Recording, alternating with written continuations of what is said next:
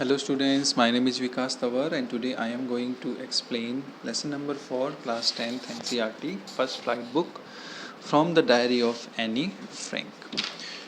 ठीक है, in the previous video I have given you the introduction of this lesson. Now I will start the lesson. Okay, so what happened, आगे क्या होता है. These are the thoughts of Anne Frank. Okay, ये Anne Frank जो main character है इसमें उसकी सोच है सारी की सारी. एन फ्रैंक बोलती है writing in a diary is a really strange experience for someone like me. कि किसी डायरी में लिखना, कोई चीज़ लिखना किसी डायरी में बहुत अजीब अनुभव है ऐसे लोगों के लिए जो मेरे जैसे होते हैं. Not only because I have never written anything before, ऐसा इसीलिए नहीं कि क्योंकि मैंने आज तक कभी नहीं लिखा है ऐसा कुछ, बट ऑल्सो लेकिन इसलिए भी है ये because it seems to me that later on neither I nor anyone else will be interested in the musing of a 13 years old school girl.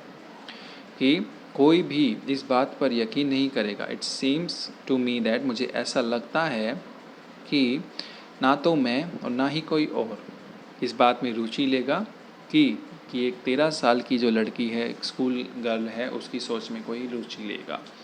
ठीक है, म्यूजिक मीन्स सोच. ओ वेल, कोई बोलती है ओ ठीक है, इट डजेंट मैटर, क्या फ़र्क पड़ता है इससे. आई फील लाइक राइटिंग, मेरा लिखने का मन करता है. And I have an even greater need to get all kind of things off my chest. और अपने ऊपर से ये जो सारी बड़ी बड़ी जो चीज़ें हैं, बड़ा जो बर्डन है, वो सारी चीज़ें मैं हटाना चाहती हूँ. ठीक है, उसकी ज़रूरत है मुझे. Paper has more patience than people, और बोलती है जो कागज़ होता है उसमें काफ़ी सब्र होता है लोगों से ज़्यादा. I thought of this saying on one of those days when I was feeling a little depressed. ऐसा मैंने तब सोचा था जब मैं कुछ दिनों पहले मैं क्या कर रही थी, बहुत ज़्यादा दुखी फील कर रही थी, डिप्रेस्ड फील कर रही थी. And was sitting at home with my chin in my hands. और कहाँ पर बैठी थी, अपने घर पर बैठी थी, और अपने हाथ में क्या था, उसके थोड़ी थी अपनी, मतलब कि जो चिन होती है, चिन को अपने हाथ में रख कर बैठी थी.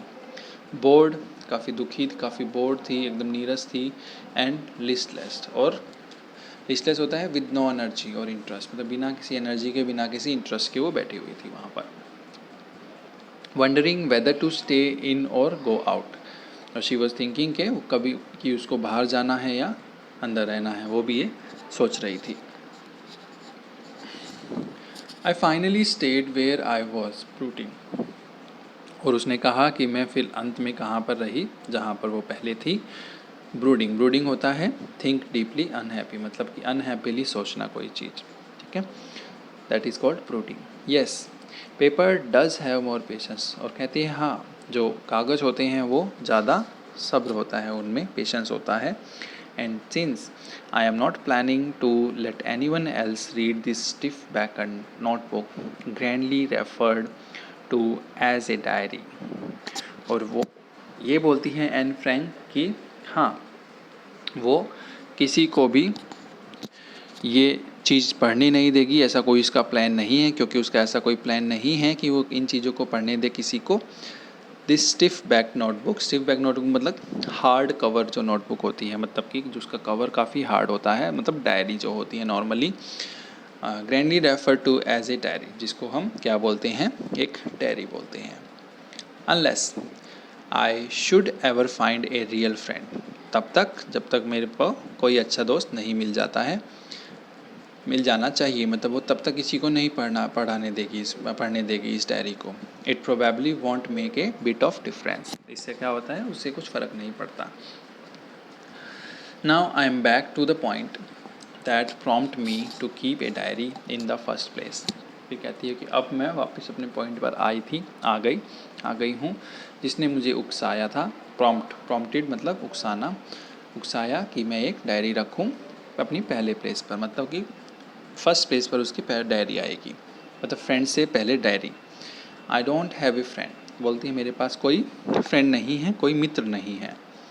Let me put it more clearly, तो कहती है कि let me put it more clearly, मतलब इस चीज़ को मुझे थोड़ा और साफ करने दो। Since no one will believe, क्योंकि कोई भी इसमें यकीन नहीं करेगा, that a 13 years old girl is completely alone in the world, कि एक 13 साल की जो लड़की है पूरी तरीके से क्या है, वो एक अलोन है, अकेली है इस पूरे संसार में। एंड आई एम नॉट, बोलती है और मैं नहीं हूँ।